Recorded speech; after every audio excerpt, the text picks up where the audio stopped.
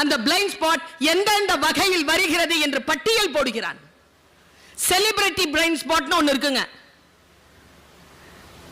ஒருத்தங்க வந்து சொல்றாங்க, நான் சொல்கிறேன் உங்கள் நகைகளை இங்கே அடகு வையுங்க. சொல்றவர் பெரிய நடிகர், செலிபிரிட்டி. வெள்ளையா இருக்கிறவன் பொய் சொல்ல மாட்டான், இங்கிலீஷ்ல பேசுறவன் புத்திசாலி. இதெல்லாம் நமக்கு ஃபீட் பண்ணியிருக்கு. செலிபிரிட்டி ஏதாவது சொல்லிட்டாங்கன்னா உடனே அதை கேட்டுக்கலாம்.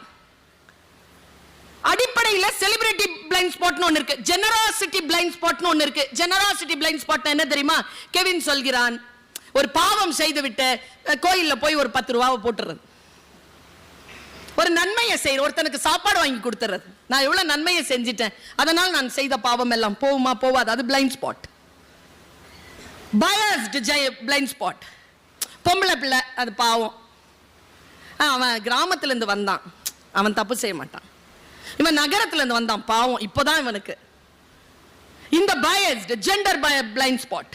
அவன் பட்டியல் போடுகிறான். நீங்கள் போட்டு பார்க்கின்ற பொழுது ஒரு நிர்வாக அதிகாரியாக இருக்கக்கூடியவர்கள், அது எந்த ஒரு குடும்பத்துக்கே நிர்வாக அதிகாரிகளாக இருந்து கொள்ளுங்கள், அல்லது ஒரு சாதாரண ஒரு கம்பெனிக்கு இருந்துக்கோங்க, அல்லது நீங்க இந்த மாவட்டத்துக்கு இருந்துக்கோங்க, யாருக்கு வேணாலும் இருந்துக்கோங்க, உங்களில் நீங்கள் தெளிய வேண்டிய விஷயங்களை புத்தகங்கள் உங்களுக்கு சொல்லி தருகின்றது.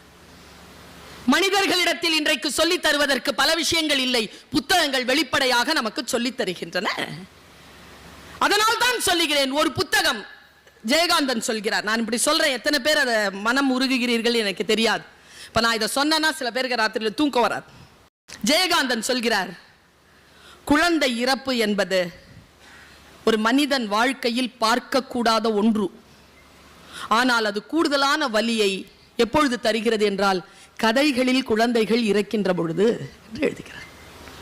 கதைகளில் குழந்தை இறக்கிறது தாங்கவே முடியாதுங்க.